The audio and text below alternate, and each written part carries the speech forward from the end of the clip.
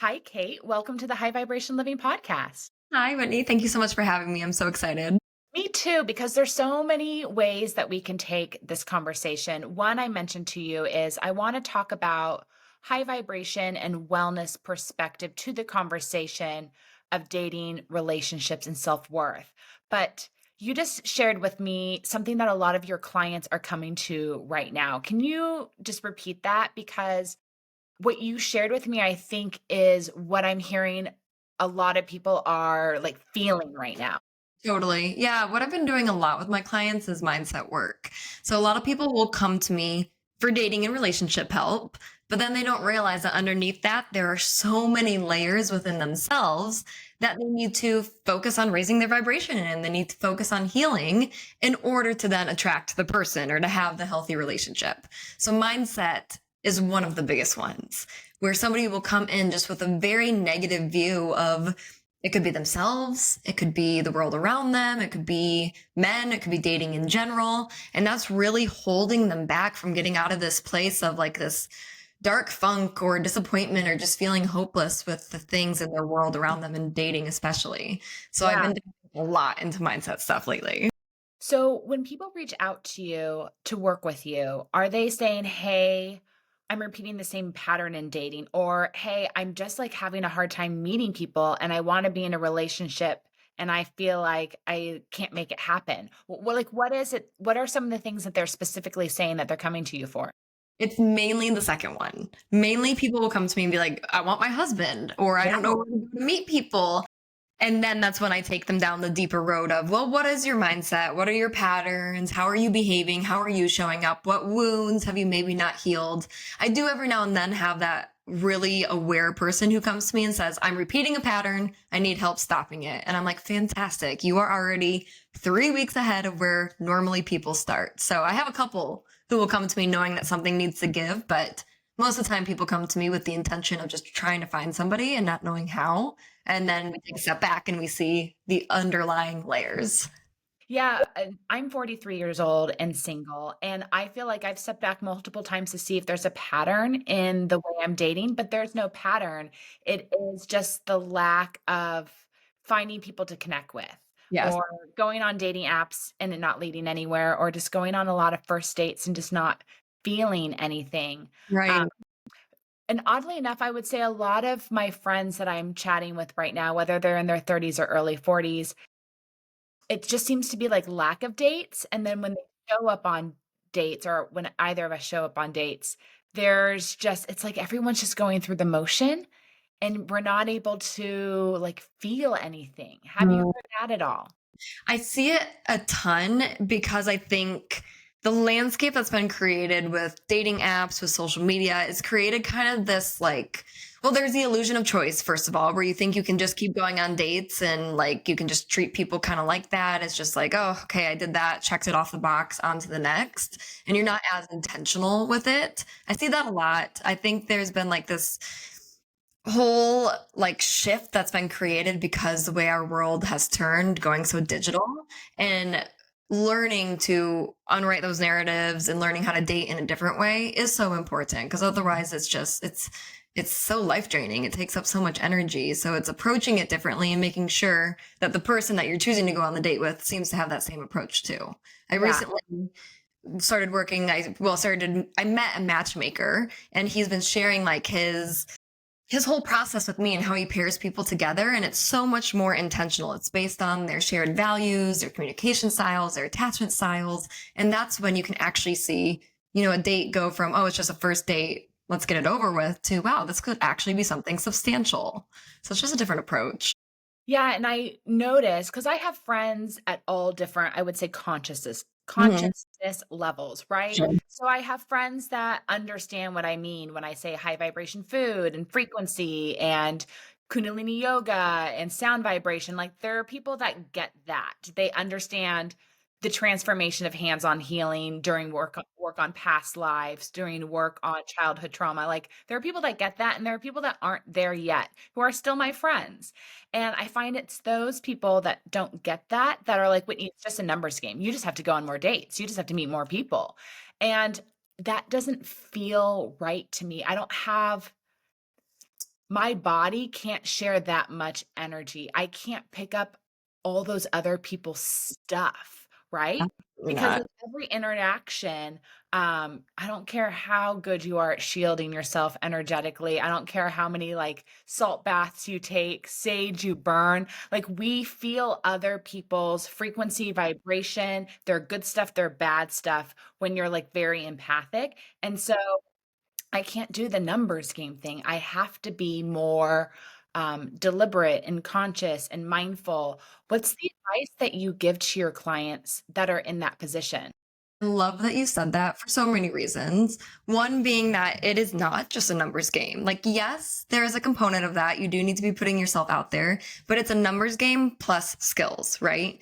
Skills that we are not taught. We're not taught how to weed through people who are not the right match for us or pay attention to potential red flag behaviors that are going to bring up a deeper problem down the line. We're not taught these things until we go through it. So, yes, sure, maybe to an extent, it's a numbers game. You have to be meeting people, but it doesn't matter how many people you're meeting if you haven't already built those skills. So, I always tell people it's like a mixture of the two.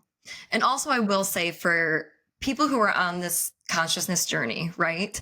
It does limit the pool of dating. And that's not a bad thing. It just is you are on a different wave and a different journey than so many people. So it's again being aware of, okay, is this person, do they seem to be on the same wave? Can I ask them a few questions before we go on the date to even see if we're aligned in that? And they can be really chill questions, like how do you normally spend your Sunday afternoon? Maybe they'll bring up meditation. Maybe they'll give some sort of clue that just gives you a kind of in to know, okay, there's like this little precursor to this could be something worth my time and my energy because it is so, so valuable. And that's a great question that I have is there's a lot of us that want to live a more healthy lifestyle. And that's like wherever you are. Like we all have different definitions of what a healthy lifestyle is, a healthy diet, a healthy mindset is. But you want to meet someone that's kind of moving in your direction, right? You want to meet someone that, hey, we don't have to work out all the time together, but like once in a while, I'd like to do a workout with you, whether that's a hike or a beach walk or taking a class. Like, I want to make sure that we align with some of the type of restaurants that we'd want to go to, or we'd want to travel to some of the same places because of the experience that we'd want to have together. Um, what are some of the questions that you think we should be asking on a first date that can help us see if those things are in alignment without, I don't know, coming off rude or Yeah. judgy or like Weird answering the wrong way? intentions. Yeah. Great question about questions. Something I have all my clients do is I have them write out their date questions and their post date questions. So, first, I have you sit with your values and I have you figure out what your values even are. So, I'll give people a list of 200 values to go through because values can be so confusing and esoteric. And then you see this list and you're like, wow, I would have never even thought of that word. And you start to kind of see what stands out to you and what makes you feel something in your body. And then that's your value, right? So, I have them go through, choose their values. I have them put them in order. And then from there, I have them write questions based off of those values. So, for example, if altruism is something that's really important to you, something that was really important to me, I needed to ask the people I'm going on dates with, like, hey, do you ever volunteer? Have you ever found any volunteer opportunities in your city? Something pretty chill. That's not a super weird question. It's more intentional than they may be used to. Yeah. But based on their answer, now I know, do they have at least somewhat of an alignment with my values? And it doesn't have to be completely in alignment. Your values and your partner's values will probably not be 100% in alignment, but there Yeah. does need to be a commonality and a respect for each other's. So I tell people to find their values and then write their questions for the date and write questions for after the date to ask yourself too. So that's things like, did they make me feel safe? Did they communicate clearly? Were they fun? Did they make me laugh? That's different based on your values too. So it starts with knowing yourself and your values. That's tough, asking yourself afterwards. Yeah.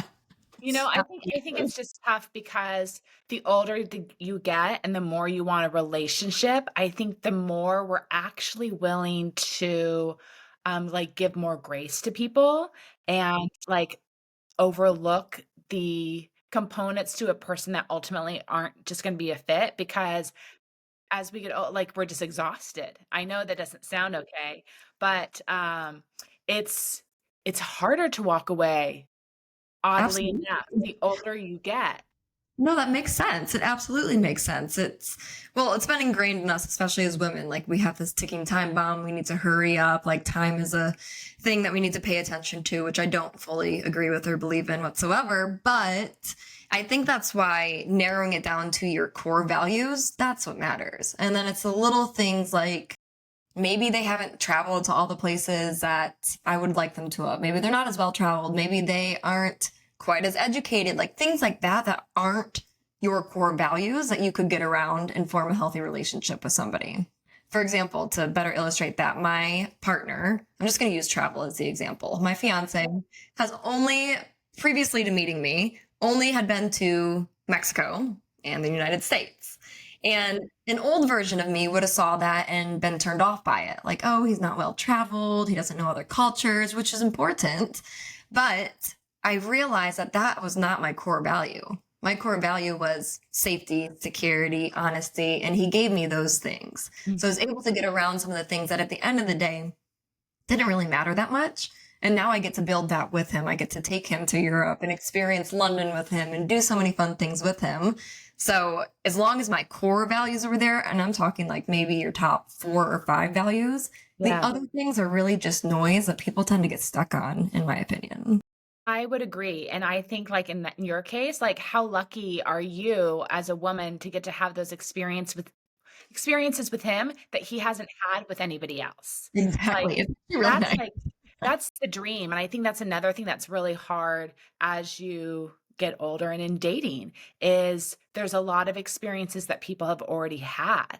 So, I think you have to find new ways to have those first experiences and moments together, which I know sounds silly, but maybe that sometimes comes back to self-worth, and I think as women, we wanna be chosen or we wanna be their first or their favorite or their most loved, and so seeing that they've done so many other things before they met you can be challenging.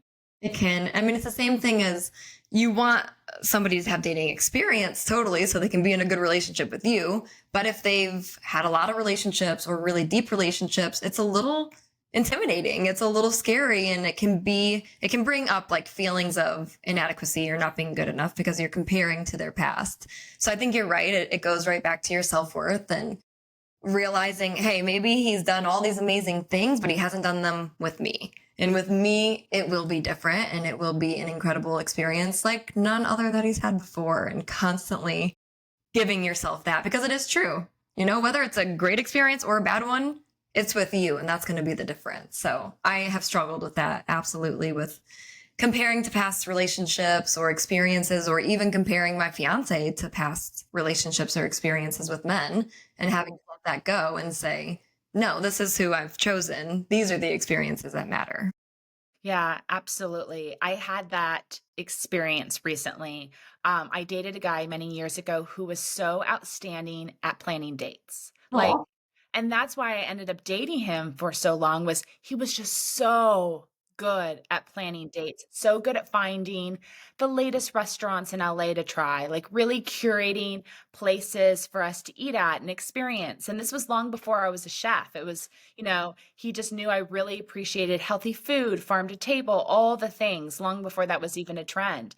And it was just so thoughtful and I really loved it. And I just dated somebody who like couldn't choose a restaurant. Like I was always choosing the restaurant. I was always making the plans. It was the complete opposite. And so I kept comparing the two people. Even though I liked the person I was dating more than I had liked the other one, I I couldn't stop comparing the effort totally. And I from think one or the other. in that way, that's important because it was showing you something that you did value. The effort was something that was important to you. And this newer guy was not stepping up. So that's not necessarily, in my opinion, like a bad comparison. It's helping you see what is important to me, what do I need, and how can I then navigate this with this person and let them know, hey, this is something I need a little bit more of. Because it is frustrating, absolutely. So in those situations, is that when we're supposed to open our mouth and communicate like, "Hey, I really value this in a relationship. I really value an effort a man makes in planning a date." That's really important to me. Yes. What's Yeah. yeah, what's the advice that you give to your clients when they're dating someone and they're seeing that the man isn't putting effort into roles that are really important for them in the relationship? How do you give feedback that you open your mouth and communicate? Sorry, my dogs. That's right. I would tell them, hang on. Is it okay if I shut my door? Yeah. 1 second. Sky.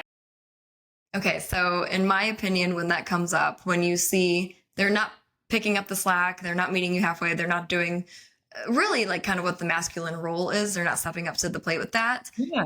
Absolutely, I would say talk to them, just be very lovingly honest and point it out to them. Just say, this is something I need more of. This is important to me in a relationship. It's what makes me feel valued and secure and whatever feeling it is. And then give him the chance to meet you there to step up, but don't give him endless chances because yes, we can grow together, but he has to be willing. So he has to show that there is action behind it. It can't just be, oh, yes, babe, I'm going to do that. It has to be, yes, I'm going to do that. And then he does it and he shows you he's trying. And it may take a little bit of time if you're, especially if you're in a committed relationship, to change things and you grow with that person and give them the space and the grace and the time to grow. But when you're in the early stages of dating, you can decide, do I want to go on this journey with this person, or do I think there's somebody else out there who already has these skills that I could find too? So it depends where you're at in the dating stage too. Yeah. So, what advice do you have for your clients when they come to you and they like the person, but they're just frustrated with the effort that the man's making? And that's what I'm also hearing a lot from my friends. It's it's like effort from the man. And is that just really a sign that we're spending time with someone who can't reciprocate the same amount of energy as we want to share with them? I mean, Lovely. Yeah. It's what is mostly it feels they just, like? what'd you say? I said, that's what it feels like. Yeah. I think it's just that man does not have either the desire or the skills needed. Maybe he is really in his feminine or he's in a really wounded masculine place, either or, that's preventing him from making and taking effort. But it's your sign that, okay, this is not going to work long term. It's really like what you struggle with in the beginning, what you guys fight about in the beginning, that's going to carry on in your relationship unless you work through it, like in that moment. I know that some of the fights my fiance and I still have were the fights that we had when we first started dating. So Wow, yeah. either you know that you're going to sign up for that and that may be a reality as you guys continue to work on it together, or you say, I don't want to sign up for that, so I'm going to remove myself now. Now, during the dating process, I feel like I'm hearing a lot of people talk about magnetism, right? So, like, how can we optimize our vessel, optimize our health and well being and our energy levels so we are kind of internally more magnetic and more easily attract a like minded partner? Is that verbiage that you hear a lot? Yes and no. I hear more so attract, like attract the person, like be what you want, be the person you want to date, things like that. And I do think that's really, really real. I Yeah. do think we create our external reality based on whatever's going on inside. So the times where I'm feeling really negative and I just can't get out of that mindset, going back to mindset work again, I start to attract those experiences, or I just see everything negatively, or negative things happen, difficult things happen, I lose my car keys, whatever. Or I attract the more negative, pessimistic people too. And then when I'm viewing the world from this place of like positivity and light and hopefulness and opportunity, I get a bunch of opportunities. I attract people who are in the same wave and they're talking the same way that I am. So I do think how whatever's going on internally is what's going to create and attract things on the external. So that's the whole reason I have people do mindset work, is because whatever is going on in here will create what you see outside of you. So, what are some of the morning routine or daily habits that you have your clients incorporate for that mindset shift Well, so they attract a like minded partner? I have everybody do this thing that I call Table of Truth. Kind of a cliche name because it's exactly what it sounds like, but I have you write down any negative mindset you can think of on the left side of the table and then replace it with the most beautiful, positive thing you can possibly come up with on the right side of the table. So if it's something like, LA is filled with a bunch of terrible men, you replace that with, I'm only surrounded by good, healthy, genuine men. Something like that. Yeah. It's going to feel really delusional at first because right now you don't feel that way. You're having a hard time dating in LA. But the more you can focus on that new positive affirmation, the more it's going to come to you. And this isn't just woo woo. This isn't just like spiritual BS. It's actually scientific. It's the study of the subconscious mind. And it goes all the way back to, if you can train your subconscious mind to think differently, you will then create a different reality for yourself. So it's so much deeper than just, we're just saying affirmations, we're just manifesting. You're actually rewiring your brain. Yeah, and it really does work. I went to a Dr. Joe Dispenza conference, and what I enjoyed actually the most about it was actually when you weren't meditating, when he was showing you all the different science-backed research over and over again, showing you how you rewire your brain, you rewire your subconscious by retraining your thoughts, stopping things from going to the negative, and then showing the magnetism Yes. of how your lens actually changes. It truly is like you go from wearing glasses to wearing rose-colored glasses. It's so true. And I'm going to show you something. Here we go. I have all of Joe Dispenza's books on the ground behind me. I've been What on do a you big Joe Dispenza kick. Yeah, have you gone to one of his conferences? I haven't, but ironically, hopefully my fiance doesn't listen to this episode before his birthday, but his birthday is December 10th and I want to get him, he just offered this new virtual like mini program. I'm going to get that for him for his birthday. And then the goal is to go to one of his in-person retreats, probably in 2026 after our wedding. Because Oh, how awesome. yeah, it's just the most transformational work. And it's the same thing with what you were talking about with your friends who are maybe not here yet. They don't have the same language as you do yet. But when you can get somebody to understand this, and not completely because it's very in depth, but just understand the basis of it, you can transform everything, everything. And people are so resistant. So that's a lot of the work that I do is just be open to this. Just give it a chance. I know it feels a little delusional. I know it feels a little crazy, but this is why it works. So you're so spot on. It really goes back to your subconscious mind and it's so powerful. Yeah, I sometimes wonder if sometimes we're all a little scared to actually meet somebody because then it means our routine has to change forever. Have you Mhm. ever found that you have clients that, like, when you go deeper as to why they're single, it's a fear? I can say that was true for myself. So I spent so many years saying, I want my person, I want my person, I want to get married, I want my husband. But when I boiled it down to the very bare minimum, I realized I kept attracting emotionally unavailable men because I was emotionally unavailable to myself. I actually was not ready to be with like a great man because it would mean I would have to shed so many habits, shed so many patterns, heal myself. And that was really scary. I didn't want to do that work yet. And I thought I did. Like Yeah. consciously, I thought I did, but subconsciously, I certainly did not. So I really had to take a step back and say, why do you keep attracting these men? You know, it's not to blame me, it's to help me see what maybe is going on internally that I'm just not aware of. So for me, that was really, really true. And I had to do some work around that. And that brings up a great point of a conversation I had with a friend just the other day. And she's 40 years old. She's been married and divorced and has been looking for her partner for 10 years.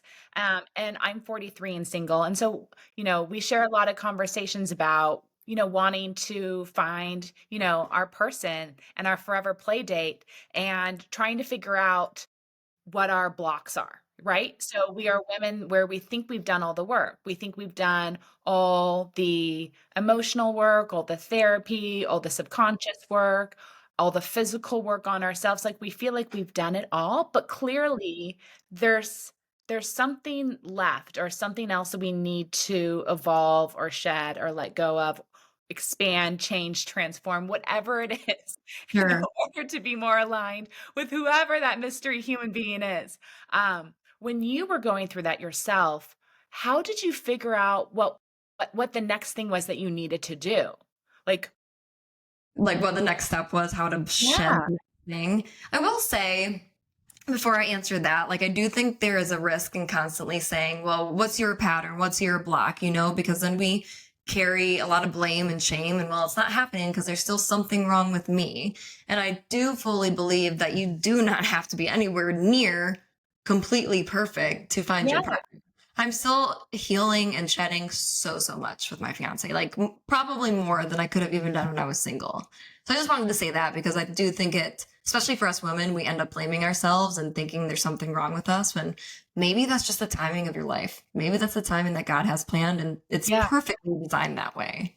So I And wanted to say, that's what I wonder, is it just divine timing? Like, for yeah. some of us, is it just because there are certain things that we're supposed to just experience on our own, before that alignment can happen?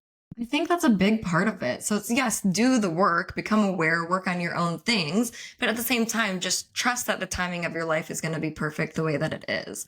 I had a really amazing mentor back when I was living in LA who was, I think she was around 43 when I met her and became friends with her. She had also gone through a divorce and she really wanted her person, but she was like the most amazing woman I've ever met, so healthy, so whole, so aware, serves others, all the things, like the whole package. So there was nothing that she was doing wrong. It's just her person was coming in a couple years and he did.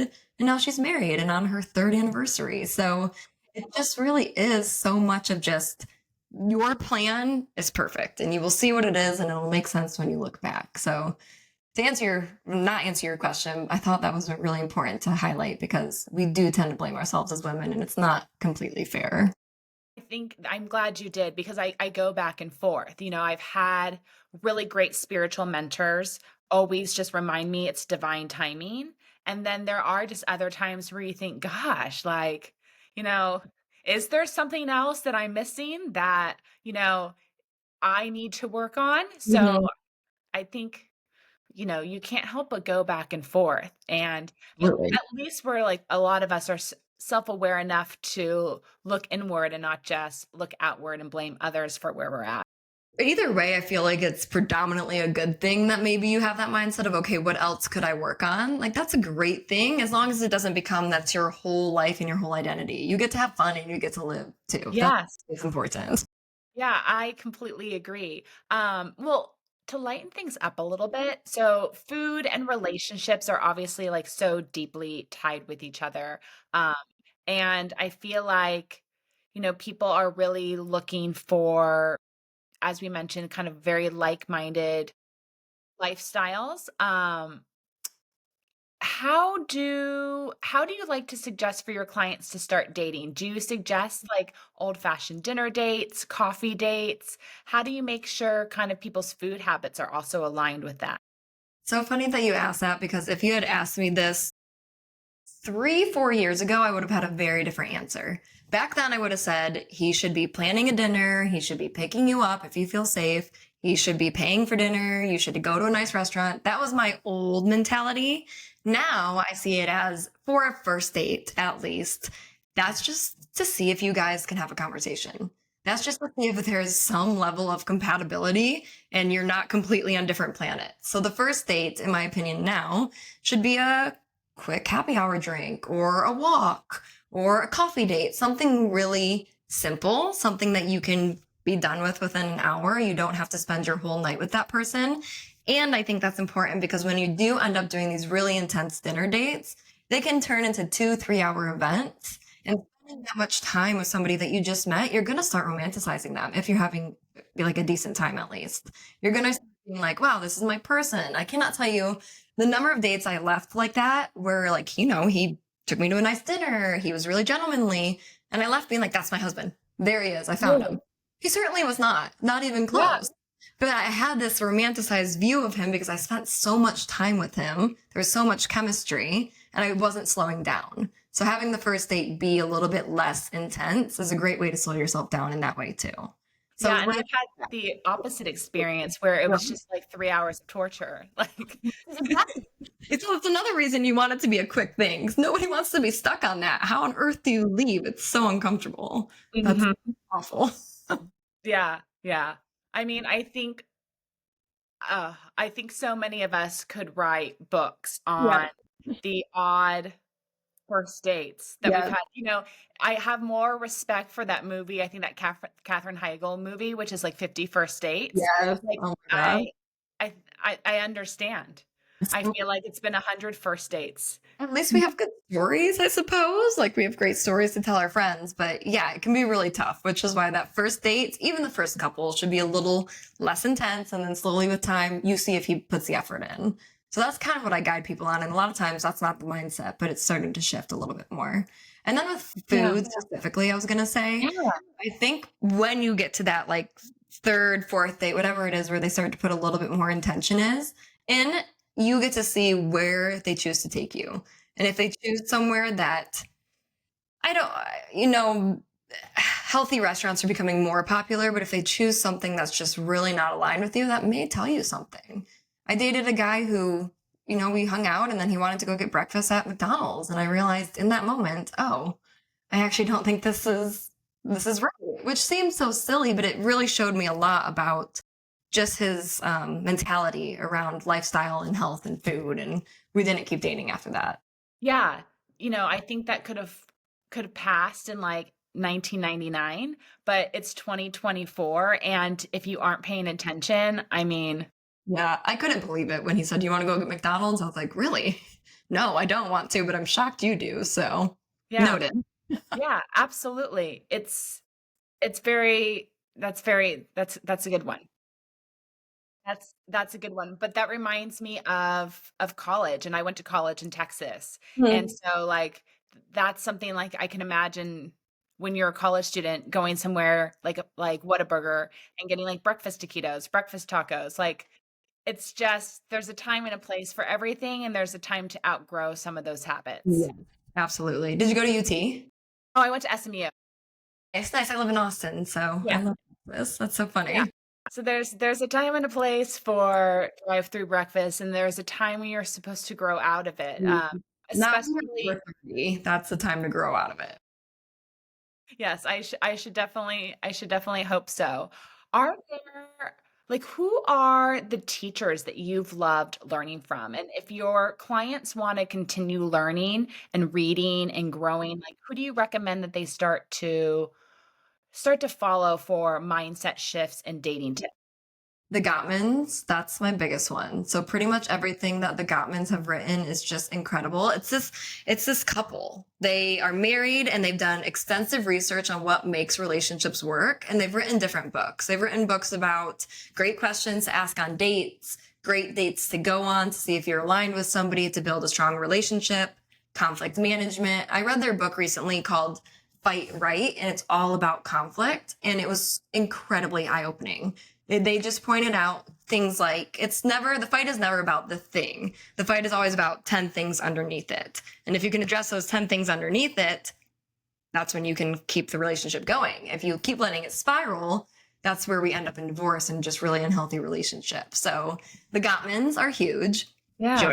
Dispenza, absolutely my guy. I call him Joey D. He's my favorite. So Joe Dispenza is incredible. His books are confusing and intense, but I just tell everybody just keep reading, just keep going. Even if you feel like you're understanding every 10 words, just keep going and something will click, and that's all that matters. Yeah. A guy named, what is his first name? I can't remember his first name, but his last name's Data. He wrote the book, The Way of the Superior Man.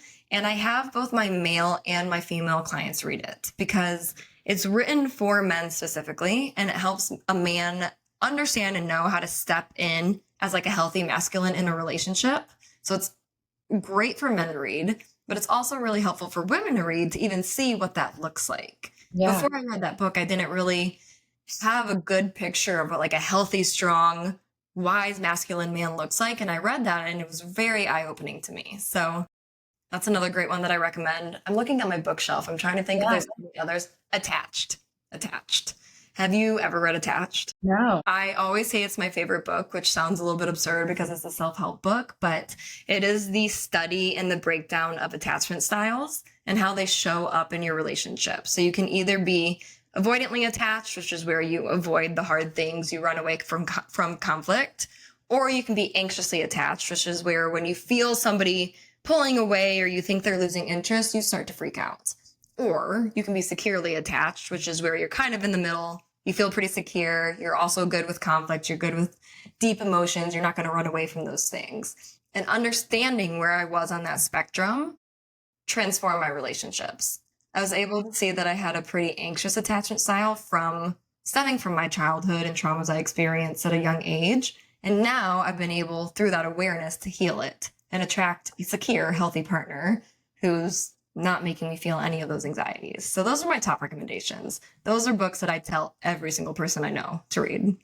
And that's a great question I have is I feel like even just for myself, there's a lot of relationship books I've avoided reading because I've always thought, oh, once I'm married, I'll learn how to manage conflicts better, or I'll learn how to have a healthy relationship or a healthy marriage. Once I'm in that for long term, then I'll start reading those books. Yeah. Should we be actually learning about those skills now?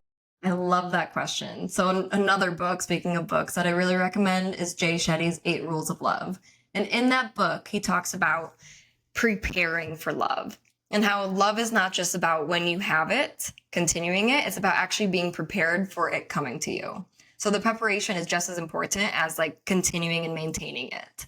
So absolutely, my answer is 1,000% yes. Read those books, especially the ones on conflict or how to show up as a healthy partner, because not only, again, will you be kind of like clearing junk within you, like old mindsets, old ways of believing relationships work and then attracting better to yourself. But when you have that better relationship, when you have the aligned partner, you'll be 10 times more prepared to keep them.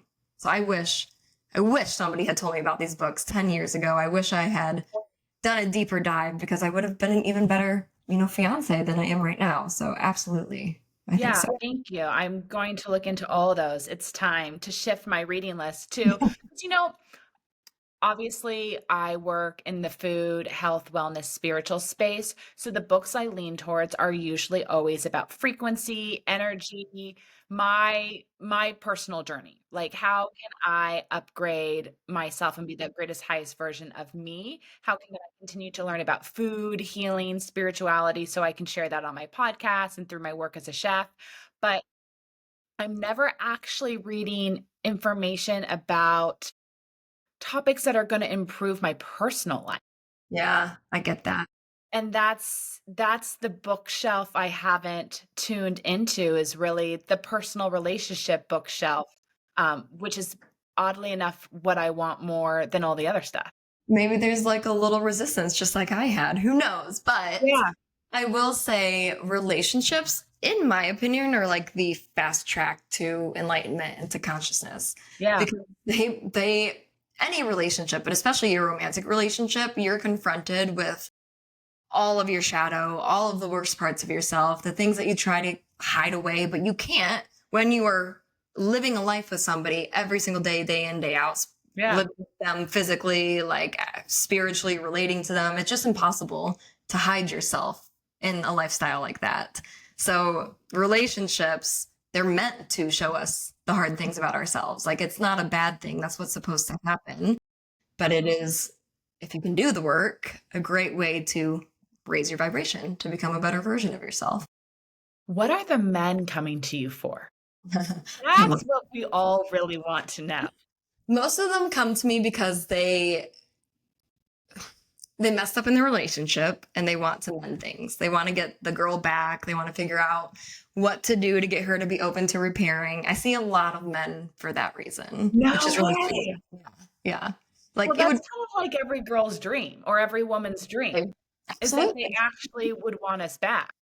I would rather that they didn't mess up in the first place, but the fact that they're able to reflect and say, okay, I shouldn't have done that. I take accountability. What can I do to mend this? It's beautiful. It's just the Yeah. sweetest thing. So I get that, or I get younger guys who are around 25 who just want to learn how to date, period, or are having difficulty Well, dating or getting a girl to be interested in them, which is really the cutest thing.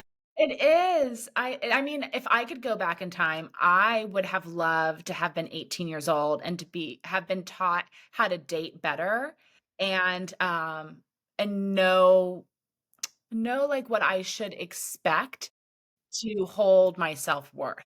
I could not agree more. I always say I'm kind of like these people's big sister, and I'm just guiding them. I'm just a few years older than them, so I'm just guiding them to get there. And if I had had somebody like that in my life, I would have been saved from so much trauma, so much heartbreak, so many, not just to my self-worth. It just would have absolutely changed my life. Grateful that I had to go through those things so I can be that person for other people. Yeah. But I couldn't agree more. It would be really have had been nice to be educated on these things because we're not. So, what are the suggestions you give the men for earning back the trust and the love and the patience from the person that they hurt or they broke up with? It's tough, right? Because that poor person, the woman on the other end, feels so betrayed, so confused. She doesn't know if she can trust him again. So the biggest thing is accountability. I tell them all the time, put aside your feelings right now. You just need to focus on you did something that hurts her and you need to take full accountability for that and you need to mean it. You can't just be taking accountability with the hope that she'll give you another chance. You need to be fully aware of what you did to cause this damage. So accountability. And then if the woman is open to giving him another chance to repairing the relationship, then it's just the ability to hold space for her emotions, which is really challenging for guys. And even as women, it's also learning how to manage our emotions so we're not just dumping on the man too. It goes both ways. But if they do repair, that woman is going to need some time to work through her feelings. It's going to take her some time to feel safe and confident again with him. And he needs to give her the time and the space and the patience to do that. And that will look like allowing her to cry on a random Tuesday if that's what she needs and be there for her and hold space for her emotions so she can see, hey, he's not leaving. He understands what I'm feeling and I can get through this with him now. So those are two of the biggest things. It's accountability and then allowing your partner to grieve and process in whatever way they need, as long as it's healthy for both of you. And then from there, you have a good chance of rebuilding if you can do those two things. Great question. Yeah, I love to hear that it's not just women working on themselves, trying to be better daters, trying to connect with men, trying to just show up better in their relationships, but men are doing it too. And that's like always the biggest question I have is like at what point in our lives should we turn to someone to help us in dating and relationships? I mean, if I had known people like you were out there when I was in my mid 30s, I would have totally turned to somebody and gotten guidance and like an accountability coach to make sure that I was consistently showing up in my life every day and putting myself out there. Or, I think so many of us work from home, like making sure we get out of the house, making sure that we're Mhm. setting up, dates, that we're going on apps, that we're investing in hobbies. Like, I feel like a lot of us need accountability coaches to like Oh get my gosh. back out there. Yeah. So if someone's listening to this and they're single and they want to change that, what should they what should they be wanting or looking for in order to make the decision to work with you or somebody? It's a great question. I guess it boils down to like, are the frustrations and the pains you're dealing with big enough to where it will become a top priority in your life to overcome them. If it's still just like you're just a little annoyed, like you've had a couple bad dates, maybe you're not fully ready to do this work. If you are feeling hopeless and you keep getting dead ends and you're trying everything, maybe there's a different thing to try. Maybe there's something new out there for you that could be the trick. So, depends how big your struggle is, I suppose, and how much pain you're experiencing to be able to be ready to commit to something like this. You have to be fully 100% in, or working with me won't matter at the end of the day. I maybe will plant a seed, but you won't see real growth unless you commit to the process. And how long do you require people work with you for? Is this a 3-month program, 6-month program? It's 8 weeks, so I do 2 months. They Yeah. can do every other week if they want to, or it can be weekly. Sometimes it just depends on their schedule. So I do 2 months. I used to do 3 months, and it felt like we just were elongating things instead of really getting to the root of whatever's going on. So I find that with 8 weeks, people stay more focused, they stay more motivated, they stay more committed, and that's when you can see some growth. And then from there, we'll tackle like one specific thing. And then from there, it shifts into your relationship with your mom or with your sister or with friends that you also need help on. So a lot of times, 95% of my clients continue working with me. We'll then tackle the next thing, the next thing, and the next thing. And it's really cool to be a part of their entire relationship journey in all facets of their life.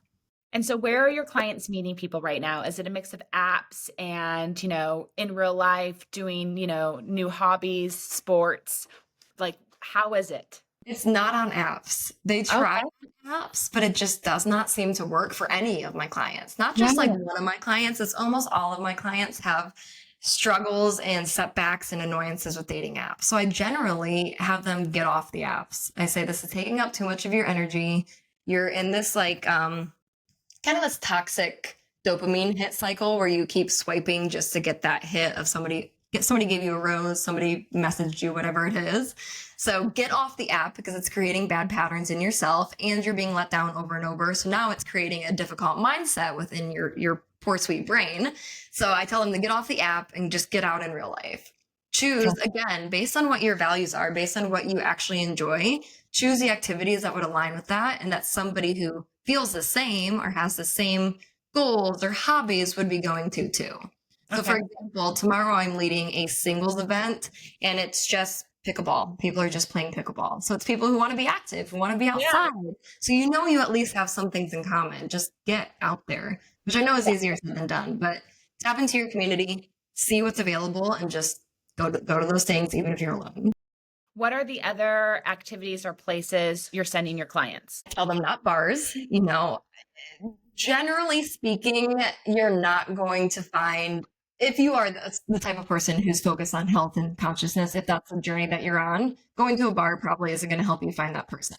So again, it goes back to what do you want? What's aligned with you? Go to the things, go to the places that you could find people who have the same mindset. A bar is not going to be it. That's generally not going to work. I did meet my fiance at a bar, but that was a very unexpected twist of fate. So think about what works for you. Do you want somebody who's physically fit? Go to gyms. Do you want somebody who loves food? Go to food tastings. There's so many different things available.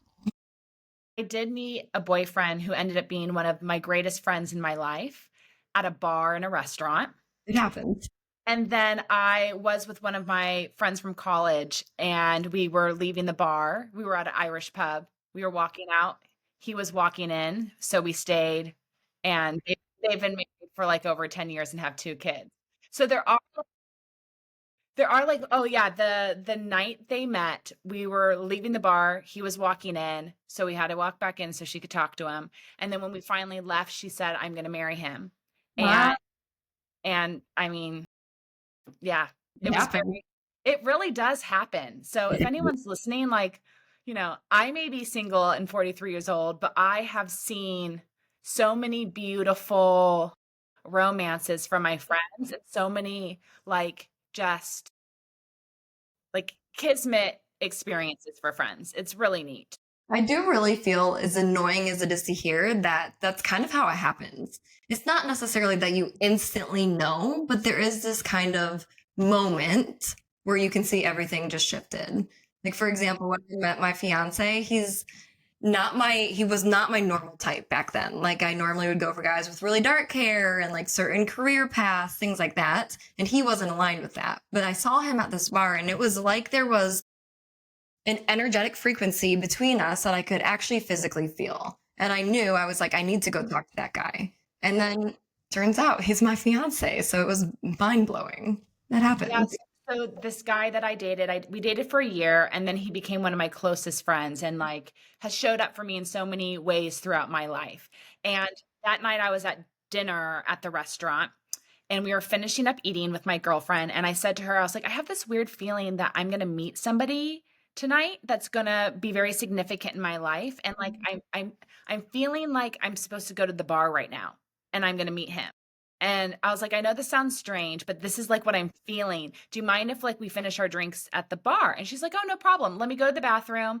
I'll just tell the waiter to bring us the bill at the bar. I'll meet you up there. So I grabbed my drink. I walked to the bar. He walked in as I was walking to the bar. See? It's So crazy. there are crazy energies we can Yeah. feel.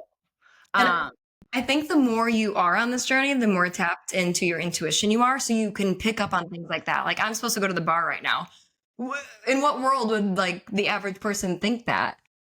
But it because you're was just a into that, feeling I had. And I will say, to bring this back to the fact that I am a chef and this is the High Vibration Living podcast, what I had been doing at the time was changing my diet. And I was looking at everything I was eating and slowly just eliminating anything that was processed or anything that just wasn't making me feel good anymore. And so as I was cleaning things up in my diet, I could hear myself better and I could feel myself better. So I was having a lot of those moments where that voice was just starting. Um, and if I listened, it would bring me really neat synchronicity. And so I just like, I think it's, in dating, it gets hard. It gets hard, like taking care of yourself and showing up like 100% every day. Especially as a woman, just like always washing our hair and curling it and getting dressed and putting the makeup on. And like, it gets exhausting. But if you keep taking care of yourself and keep listening to your gut and intuition, it will lead you to the right places. I could not agree more. I see it just in even birth control or things that us women put into our bodies. Once I got off birth control, and I'm not necessarily advocating for that, that just was right for my journey. Once I did, I could hear myself so much more clearly. My intuition 10x because my frequency within my body and in my heart completely changed by choosing a healthier path and lifestyle for myself. So I love that, and I think it's incredibly true. Yeah. Well, I would love to know, like, is there anything else that you're really into right now in regards to like health, wellness, mindset, taking care of our body? Like, what else is lighting you up? I've been on this whole journey of, I guess, maybe like detoxifying and cleansing in every area of my life, whether it's the ingredients I use, the food I eat, the skincare, the glass containers instead of plastic, all of the things. I think there's this huge conscious shift that's happening where people are starting to notice these things more and more, become aware of them, and actually transform them.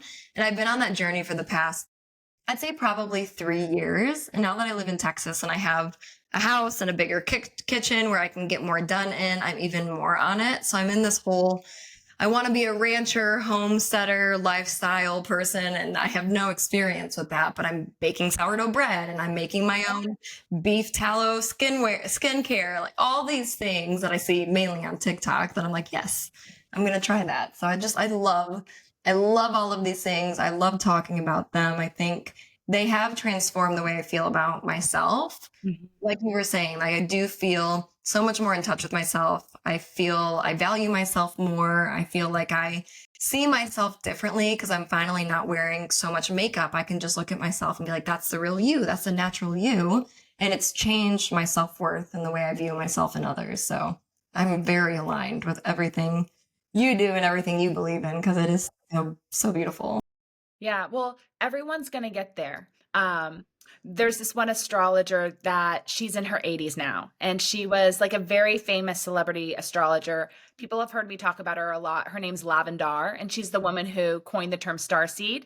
And she was Shirley MacLaine and Frank Sinatra and the whole Rat Pack's astrologer and would be on set with them for movies. And she always says, like, come now or come later, but like you're coming on this journey. Like everyone is going to have to evolve in this way, whether they like it or not. It all just depends on when kind of the timing goes off in your system. So at some point, you're going to change your diet. You're not going to want to go eat breakfast at McDonald's. Like it's going to happen for that guy, whether he likes it or not. But I the really, bell's going to go off when it's time for the bell to go off for him. yes, absolutely. It's the same thing. It's timing. Whatever, his journey is different than mine for whatever reason in so many ways, and that timing is on purpose. So I'm very excited for the day when everybody's on the same page. That'll be very fun. Well, they say, when I talk to all my deep spiritual practitioners, they say it will always be like a 30-70 balance on the planet, that only 30% are going to be like you and I. Only 30% of us on the planet are ever going to change our Wow. lifestyles, are going to go back to being connected more with the land, that are going to be into these type of conversations. Hmm. And 70% are still going to be numb, are Mm-hmm. still gonna go the other way. They're gonna sign up. I mean, I'm gonna go where I'm gonna go. They're gonna sign up for the chip. Yes. Like they Yeah. want someone to run their life for them. Yeah. Like, if there was just 3 shakes to eat a day, they would just eat the 3 shakes. They just don't care. It is so true. So it will never be 100%, and that's okay, but, like, we'll all find our community and tribes, and, like, you know, we're here to work on ourselves with the people that we're aligned to work on ourselves with. Totally. And I think that's a big part too of dating and just life in general is seeing that not everybody is going to go on that journey in the current lifetime. There will be people who just they can't get there and that's their path for whatever reason, but not trying to force them to because it won't work. It won't be authentic. The change won't actually happen. I see that a lot with clients who want their partner or whoever they're dating to kind of elevate with them and they're just not ready. And in those cases, I'm like, you can give them some chances. You can see again if that action is taken. But if not, you've got to go because you have a big journey ahead of you that you can't be weighed down from. All right, I have 2 more questions for Okay. you. I'm ready. Um, one is, so what are your thoughts on past lives? And have you explored what your past lives have been with your fiancé if you feel like there's some ties there? I have not, but it is something that I'd be interested in. I come from a very Christian background and that is not what we believe, you know? So up until probably again like 3 years ago, I was very much so in that lane of all the things that Christians believe. And now I do still believe a lot of those things, but my views have expanded tenfold. So I now believe in like the Joe Dispenza work. I believe in the power of your thoughts, things like that, that I actually do think really align with Christianity. It's just modern Christianity has gotten away from it. But I've never done it, and it's something I would be interested in because I am extremely curious. Sometimes there's moments where I get really emotional, for example, over something, and I'm like, why am I emotional over this? I've never experienced this. I have no history with this, but I'm like so deeply moved by it. And then I'm Yeah. like, maybe that's from a past life. Maybe there's something there from my ancestors or from my own past life. I don't know. So Yeah, absolutely I'm interested. that's the fascinating thing is it bloodline? Is it past life? Is it like DNA? Is it something in our cells? It's like Right. it could be so many things. It's It's a really fascinating thing, and I'm sure we're going to be learning more. I think the answers are out there as to when we have those emotional experience, which layer it is of us. totally. I think it's going to get easier to identify so we can recognize it and let it go and free ourselves from it as we continue to move through this like modern age. Absolutely. Absolutely. I think it's really cool. And whether you believe in it or not, it can still teach you so much about yourself. So either Yeah, way, it's fascinating. It's worth exploring. yeah, absolutely. Can you maybe leave our listeners with like one last health or love tip that they can consider adding in their life? Yeah, I love that. I would say, speaking from my own experience, the biggest thing in my journey to love, both externally and internally, was understanding that I have a home within me that I've always had. And anytime I am hurt or confused or somebody breaks my heart, I can return to myself. And that has been the most freeing thing to fully understand and to fully tap into because now it doesn't matter if somebody doesn't choose me. Now it doesn't matter if I don't get the job or I don't have the career that I want. All that matters is that I have this deep love for myself that I can always turn back to. And so do you. So does everybody else on this planet. Perfect. I love that. It's so true. And so, like, create a life you love no matter where things are at Yeah. Yeah. personally or socially. Like, just continue to carve out a life that really makes you happy. Exactly. Everything else is just noise. And eventually I think we all see that. Well, where can people learn more about you and grow with you and connect with you? So you guys can follow me on my Instagram or my TikTok. Both are at Coach Kate Durocher. I am more responsive on Instagram because it's just easier to DM people there. So check me out there. You can also go to my website, coachkatedurocher.com. It breaks down the different programs and offers that I have. Just fill out my application on my website and I'll reach out and we'll set up a call to see if we're fit to work together. And I'll have all those links in the show notes and go to her Instagram because I feel like your Instagram is one of the prettiest I have seen in a long time. Like, I love the color scheme. I like the way I feel when I go on it. Like, it's also like romantic and uplifting and authentic. So, like, really nice curation. Yeah. Thank you. Thank you. I have a personal Instagram and my coaching Instagram, and I just started the coaching one, I don't know, 8 months ago. So it's been a slow burn and building, but I have so much fun with it. So thank you for noticing. Yeah, absolutely. And is there anything, I know that you are engaged and you're going to be getting married, but is there anything else that you are going to be working on, like with your business and things you want to develop over the next year or two? I am going to be launching a group coaching program sometime in December to work on attachment styles. So that book Attached that I mentioned, I'm going to be breaking it completely down and helping especially people who have an anxious attachment style move towards being more secure in their relationship. So stay tuned for that. That'll come early December, and then we'll actually begin the coaching, I would say like end of January. So that's in the works. I love that just because I'm hearing more people talk about attachment styles recently. So I think this is a great time to like kind of get ahead of that and start reading that book. And then Yes. last question, what do you think of the love language book? I like it. I think it's helpful. I don't know if it's changed my relationships drastically, but having an understanding of how I receive love and how my partner receives love, oftentimes they're in opposition. So Yeah. it's helpful to know, okay, he really needs words of affirmation. I'm not so great at words of affirmation, but because I love my partner, I'm going to try so he feels cared for in the way that he needs to feel cared for. So it is important. It's not one that I necessarily have all of my clients read, but it is nice to just have that awareness. Okay. Well, thank you so much. I'm so glad we connected. Thank you so much. This was amazing, amazing questions. I just love the mission you're on. So I really appreciate you having me on the show. Oh, thank you, Kate.